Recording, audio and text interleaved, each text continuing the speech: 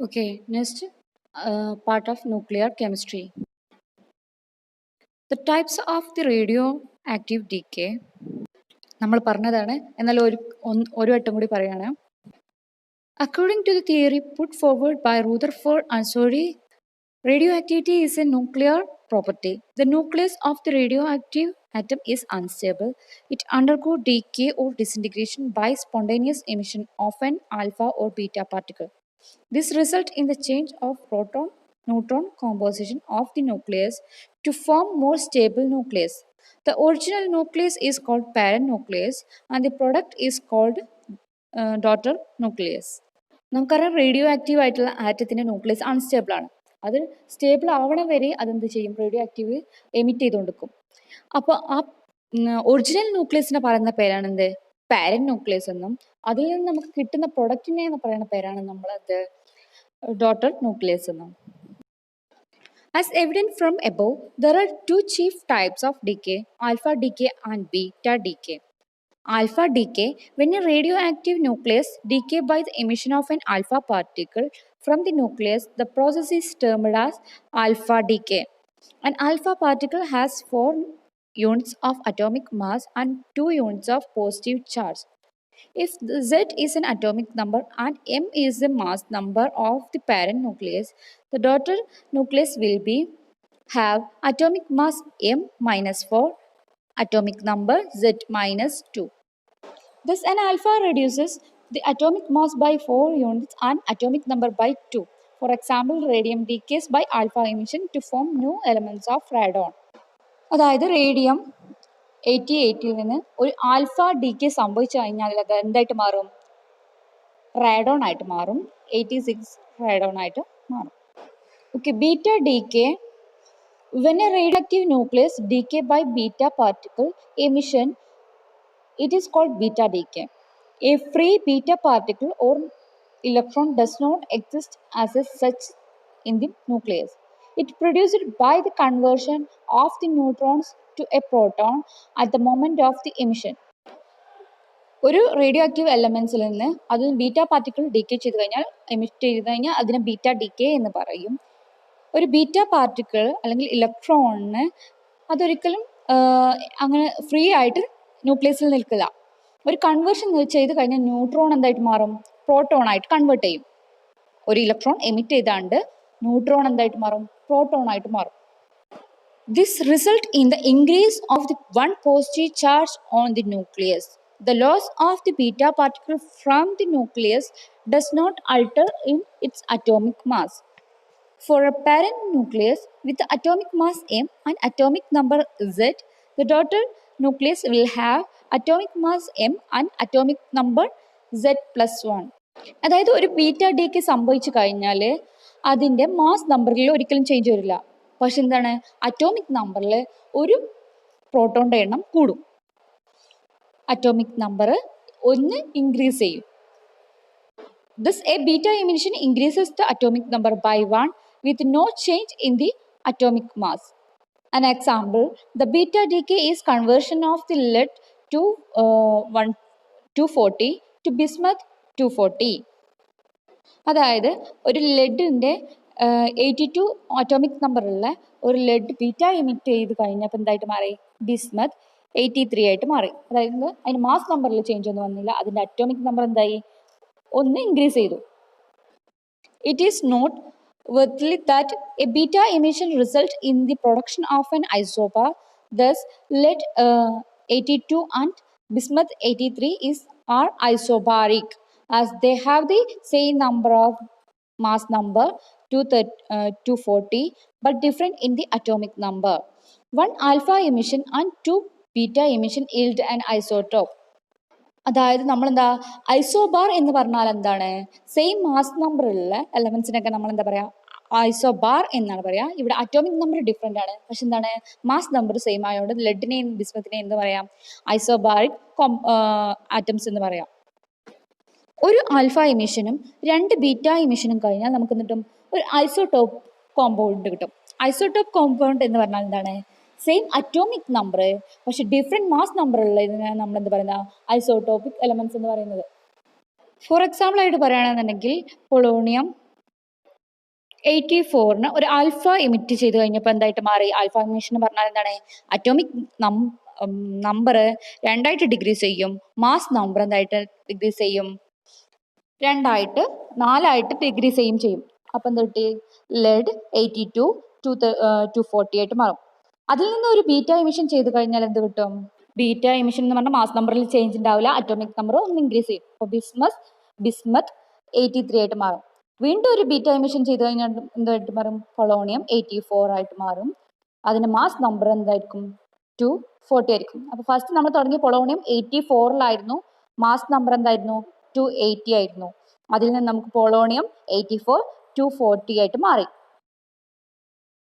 Okay, the parent elements polonium-84 emit an alpha particle and subsequently to beta particle result in the formation of the 84 polonium, which is an isotope of the parent.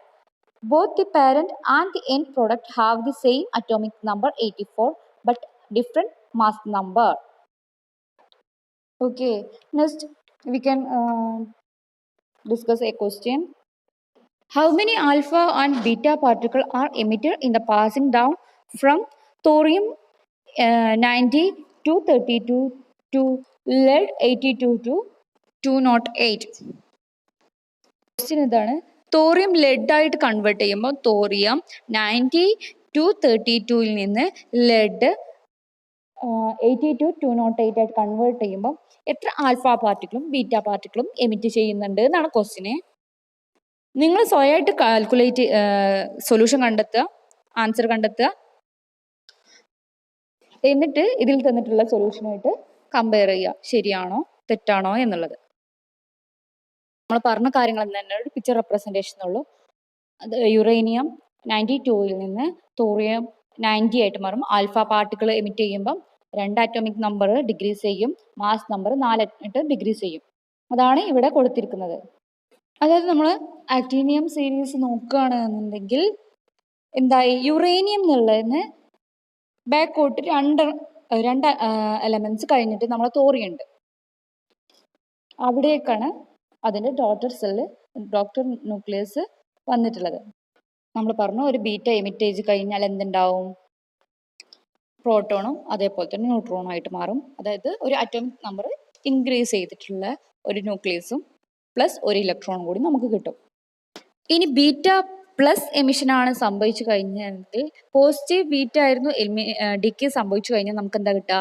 ഇലക്ട്രോണിന് പകരം എന്താ കിട്ടുക? Positron ആയിരിക്കും കിട്ടുക. അതെന്തായിരിക്കും? ഒരു atomic number എന്താ ചെയ്യുന്നത്? നമ്മളുടെ parent ന്യൂക്ലിയസിൽ നിന്ന് ഡിഗ്രീസ് ചെയ്തിട്ടുണ്ടാവും.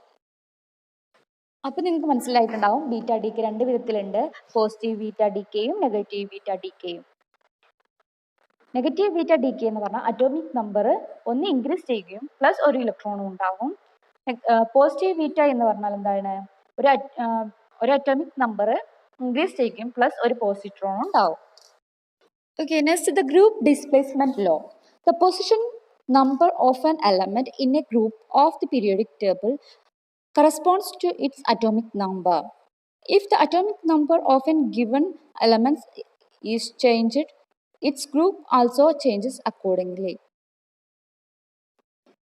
We know that an alpha emission decreases the atomic number of the parent element by 2 and beta emission increases the atomic number by 1. Thus, an alpha emission, the parent element will be displaced to a group 2 places to the left, and beta emission, it will be displaced to the group 1 place to the right. This is called the group displacement law. This was first stated by Fajans and Soddy, and it is often named after them as Fajan-Soddy group displacement law. നമ്മൾ പറഞ്ഞ കാര്യമാണ്, alpha emission കഴിഞ്ഞു കഴിഞ്ഞാൽ നമ്മൾ periodic ടേബിളിൽ നോക്കുകയാണെന്നുണ്ടെങ്കിൽ രണ്ട് group ലെഫ്റ്റിലോട്ടും beta emission ചെയ്ത് കഴിഞ്ഞാൽ റൈറ്റിലേക്ക് ഒരു പ്ലേസ്മെന്റ് ഡിസ്പ്ലേസ് ചെയ്യും. ആ ഒരു തിയറി പറയുന്ന, ആ ഒരു ലോയെ പറയുന്ന പേരാണ് എന്ത്? ഗ്രൂപ്പ് ഡിസ്പ്ലേസ്മെന്റ് ലോ എന്നുള്ളത്. Okay, next radioactive disintegration series. A radioactive element disintegrates by the emission of an alpha or beta particle from the nucleus to form a new daughter element. The again disintegrates to give another daughter element. The process of disintegration and formation of new elements continue till a non-radioactive stable element is the product. The whole series of the elements starting with the parent radioactive element to a stable end product is called radioactive disintegration series. Sometimes it refers as the decayed series or simply radioactive series. The natural radioactive elements belong to one of these three series: uranium, thorium, actinium series. നമ്മളൊരു radio active ആയിട്ടുള്ള elements എന്ത് ചെയ്യും, അത് emit ചെയ്തിട്ട് disintegrate ചെയ്തിട്ട് unstable ആയിട്ടുള്ള ന്യൂക്ലിയസിൽ നിന്ന് അത് സ്റ്റേബിൾ ആയിട്ടുള്ള ന്യൂക്ലിയസ് വരെ അത് റേഡിയോ ആക്റ്റീവായിട്ട് നാച്ചുറലി അത് എമിറ്റ് ചെയ്തുകൊണ്ടിരിക്കും. അങ്ങനെയുള്ള ഒരു സീരീസിനെയാണ് എലമെന്റ്സ് ഫസ്റ്റ് സ്റ്റാർട്ട് ചെയ്ത് എൻഡ് ചെയ്യുന്ന വരെയുള്ള ആ സീരീസിനെ പറയുന്ന പേരാണ് റേഡിയോ ആക്റ്റീവ് ഡിസിൻറ്റിഗ്രേഷൻ സീരീസ്, അല്ലെങ്കിൽ റേഡിയോ ആക്റ്റീവ് ഡീകേ സീരീസ്, അല്ലെങ്കിൽ എന്താണ് റേഡിയോ ആക്റ്റീവ് സീരീസ് എന്ന് പറയുന്നത്. മെയിൻലി 3 ടൈപ്പ് ഓഫ് സീരീസിലാണ് മെയിനായിട്ട് ഇൻക്ലൂഡ് ചെയ്യുന്നത് നാച്ചുറൽ ആയിട്ടുള്ള എല്ലാ റേഡിയോ ആക്റ്റീവ് എലമെന്റും. അതായത് the uranium series, thorium series, the actinium series. It begin with the parent element uranium-238 and terminate with the stable element lead-206.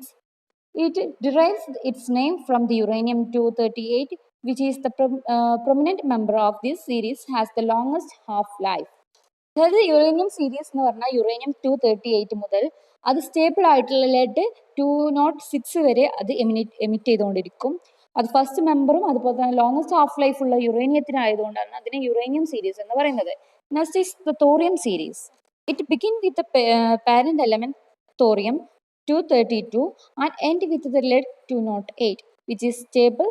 This series get its name from the prominent member thorium-232. The actinium series, which start with the radioactive element uranium-235 and end product is the stable element lead-207. This series derives its name from the prominent member actinium-227. ഇതാണ് uranium disintegration സീരീസിൻ്റെ പിക്ക് എന്ന് പറയുന്നത്. നമുക്കറിയാം uranium-238 മുതൽ അത് lead-206 വരെ അത് stable ആയിട്ടുള്ള lead-206 വരെ റേഡിയോ ആക്റ്റീവ് എമിറ്റ് ചെയ്തുകൊണ്ടിരിക്കും. അതിൻ്റെ ഒരു സീരീസ് ആണ് ഈ പിക്ചറിൽ കൊടുത്തിട്ടുള്ളത്. ഇതെന്ന് പറഞ്ഞാൽ ആക്ടീനിയം സീരീസ് ആണ്. ആക്ടീനിയം മുതൽ, അതായത് യുറേനിയം മുതൽ തുടങ്ങുന്നുണ്ട്, അൺസ്റ്റേബിൾ ആയിട്ടുള്ള യുറേനിയം മുതൽ തുടങ്ങിയിട്ട് സ്റ്റേബിൾ ആയിട്ടുള്ള lead-82 വരെ ഫോം ചെയ്യുന്നുണ്ട്. ഓക്കെ, നെക്സ്റ്റ് പറഞ്ഞാൽ rate of the radio active decay. The decay of radioactive isotope takes place by the disintegration of atomic nucleus. It does not influenced by any external condition.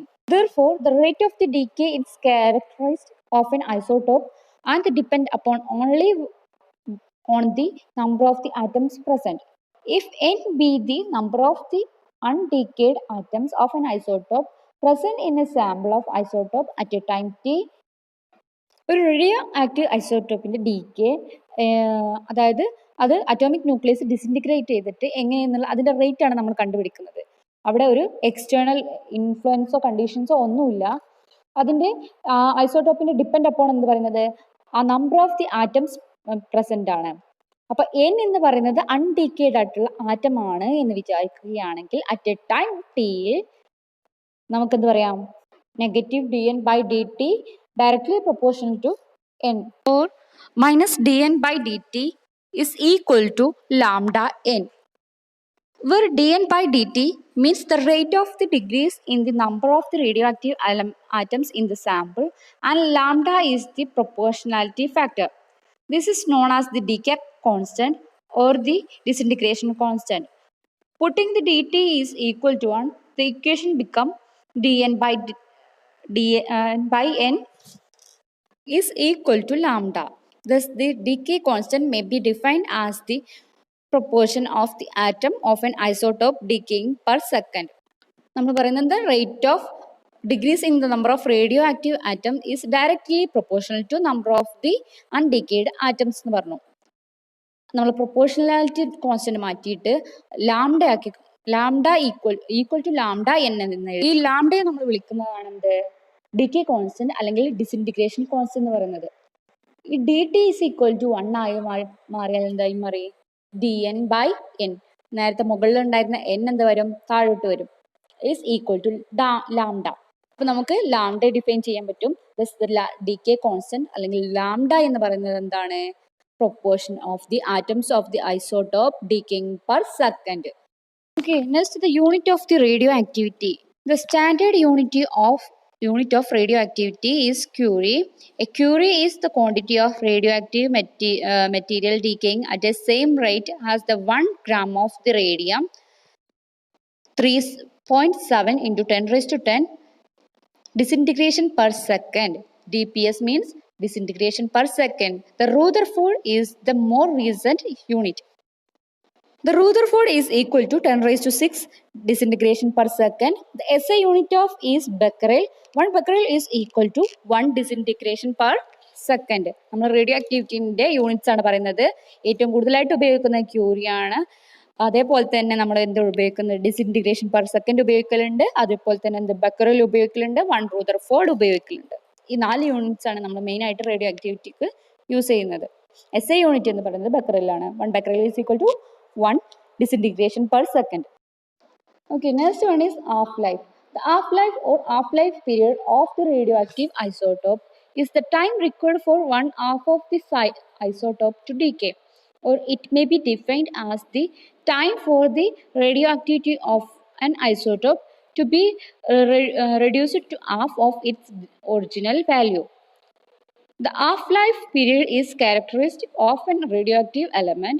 For example, the half-life of the radium is 1620 years. This means that 1 gram of the radium will be reduced to 0.5 gram in 1620 years, and it to be 0.25 gram in further 1620 years, and so on. Some other radioactive elements may be have half-life of the fraction of second, and for other it may be millions of years. The unit of the half-life period is time inverse. ഒരു half-life of A radioactive isotope എന്ന് പറഞ്ഞാൽ എന്താണെന്ന് വെച്ചെങ്കിൽ ഒരു ഐസോട്ടോപ്പിനെ decay ചെയ്യാൻ ആവശ്യമായിട്ടുള്ള ഒരു time period ഉണ്ടാവും. അതിൻ്റെ പകുതിയാണെന്ന് പറയുന്നത് ഹാഫ് ലൈഫ് എന്ന് പറയുന്നത്. ഇപ്പം ഫോർ എക്സാമ്പിൾ ആയിട്ട് നമ്മൾ പറയുകയാണെന്നുണ്ടെങ്കിൽ യുറേനിയത്തിൽ നിന്ന് നമ്മൾ ആദ്യം എന്തായി തോറിയായിട്ട് മാറി, വീണ്ടും അത് എന്തായിട്ട് മാറും? തോറിയത്തിൽ നിന്ന് വേറൊരു എലമെന്റ് ആയിട്ട് മാറും. അങ്ങനെ അത് ഡിസിൻറ്റിഗ്രേറ്റ് ചെയ്ത് പോയിട്ട് അത് സ്റ്റേബിൾ ആയിട്ട് ലെഡ് ആയിട്ട് മാറും നേരത്തെ നമ്മൾ പറഞ്ഞു. അപ്പോൾ ആദ്യം യുറേനിയത്തിൽ നിന്ന് തോറിയത്തിലേക്ക് കൺവേർട്ട് ചെയ്യുമ്പോഴുള്ള അതെന്തായിരിക്കും? അതിൻ്റെ ഒരു ഹാഫ് ലൈഫ് ആയിരിക്കും അതിൻ്റെ പകുതി പീരീഡ് എന്ന് പറഞ്ഞാൽ. അടുത്ത കോമ്പൗണ്ട് ആയിട്ട് മാറുമ്പം അതിൻ്റെ ടൈം പീരീഡിൻ്റെ ഹാഫ്. അങ്ങനെ അത് സ്റ്റേബിൾ ആയിട്ടുള്ള മാറുന്നതിനനുസരിച്ചിരിക്കും. അപ്പോൾ ഫസ്റ്റ് നമുക്കൊരു 0.5 ഉണ്ട് എന്നുണ്ടെങ്കിൽ time period half life period എന്നുണ്ടെങ്കിൽ അടുത്തെന്തായിരിക്കും? 0.025 ആയിരിക്കും. നിങ്ങൾക്ക് മനസ്സിലാവാൻ വേണ്ടിയിട്ട് അവിടെ ഒരു ഗ്രാഫിക്കൽ റെപ്രസെൻറ്റേഷൻസ് തന്നിട്ടുണ്ട്. ബ്ലൂ എന്ന് പറയുന്നത് എന്തായിരുന്നു? ഒരു പാരന്റ് ആറ്റാണ്. ഗ്രേ എന്ന് പറയുന്നത് എന്താണ്? ഡോട്ടർ ആറ്റാണ്. അപ്പോൾ ആ ബ്ലൂവിൽ നിന്ന് ഫസ്റ്റ് അതിൻ്റെ ഹാഫ് ലൈഫ് 1 എത്തുമ്പോൾ എന്താണ്? പകുതി ആയിരിക്കും, 50-50 ആയിരിക്കും. വീണ്ടും ആ 50-50 എന്തായിരിക്കും? 25 ആയിട്ടുണ്ടാവും. അങ്ങനെ അത് പോവും. അതിനെയാണ് ഓരോ ഹാഫ് ലൈഫ് പീരീഡ് എന്ന് പറയുന്നത്. ഹാഫ് ലൈഫ് പീരീഡിന്റെ യൂണിറ്റ് എന്ന് പറയുന്നത് ടൈം ഇൻവേഴ്സ് ആണ്. Okay, next one, the activity of the radioactive substance. It is defined as the rate of the decay or number of disintegration per unit time. The activity of the sample denoted by A, it is given by the expression A is equal to dN by dt, which is equal to lambda n. Okay, activity എന്ന് പറഞ്ഞാൽ എന്താണ്? Rate of the decay or the number of the disintegration per unit time. ഒരു unit ടൈമിൽ എത്രത്തോളം decay സംഭവിച്ചു എന്നുള്ളതിൻ്റെ റേറ്റിനെയാണ് നമ്മൾ എന്ന് പറയുന്നത് ആക്ടിവിറ്റി എന്ന് പറയുന്നത്. Activity is equal to dN by dt, which is equal to lambda n. The unit of the activity is Curie, which is the rate of the decay of the 3.10 raised to 10 disintegration per second. The SI unit of activity is Becquerel, which is defined as the 1 disintegration per second. Activity of the radioactive sample is usually determined by the experimentally with the help of the Geiger-Müller counter. Activity unit എന്ന് പറയുന്നത് curiae ആണ്. അതിൻ്റെ SI unit എന്ന് പറയുന്നത് ബെക്കറലാണ്. അതായത് disintegration per second ആണ്. 1 becquerel is equal to 1 disintegration per second. അത് നമുക്ക് ഗീഗർ മുള്ളർ കൗണ്ടർ വെച്ചിട്ടാണ് നമ്മൾ സാധാരണ ആക്ടിവിറ്റി മെഷർ ചെയ്യൽ. ഇനി നമ്മൾ എങ്ങനെയാണ് കാൽക്കുലേഷൻ ഓഫ് ഹാഫ് ലൈഫ് എന്നാണ് പറയുന്നത്. നമുക്കറിയാം -dn/n എന്ന് പറയുന്നത് എന്താണ്, ലാംഡ dt ആയിരുന്നു. അതിനെ ഇന്റഗ്രേറ്റ് ചെയ്ത് കഴിഞ്ഞാൽ നമുക്ക് എന്ത് കിട്ടും, ലാംഡ എന്നുള്ളത് കോൺസ്റ്റന്റ് ആയതുകൊണ്ട് തന്നെ അത് പുറത്തേക്ക് എടുക്കാൻ പറ്റും. dn/n ഇന്റഗ്രേറ്റ് ചെയ്താൽ നമുക്ക് എന്ത് കിട്ടും, ln n എന്ന് കിട്ടും. ln dt പ്ലസ് x എന്ന് പറയുന്ന ഒരു കോൺസ്റ്റന്റ് കിട്ടും. n0 is the number of the atoms at the time t equal to 0. Time 0 ആകുമ്പോൾ ഉള്ളത് നമ്മളത് എന്താണ്, n0 ആണെന്ന് കൺസിഡർ ചെയ്യാം. അങ്ങനെയാണെന്നുണ്ടെങ്കിൽ ln എന്തായിട്ട് മാറും, -ln0 ആയിരിക്കും അറ്റ് എ ടൈമിൽ ഉണ്ടാവുക.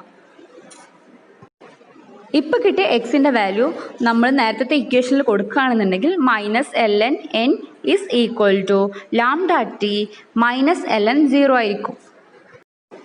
നമ്മൾ ആ രണ്ട് ln ഒരേ ടേമിലോട്ട് കൊണ്ടുവരാന്നുണ്ടെങ്കിൽ, ഒരേ സൈഡിലോട്ട് കൊണ്ടുവരാന്നുണ്ടെങ്കിൽ ln n0/n is equal to lambda t ആയിരിക്കും.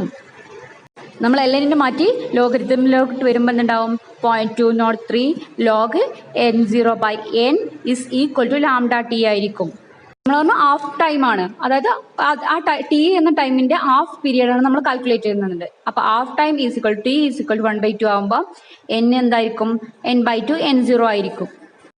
അപ്പം നമ്മൾ കാണുകയാണെന്നുണ്ടെങ്കിൽ 2.303 log n0/1/2 n0 is equal to 2.303 log 2.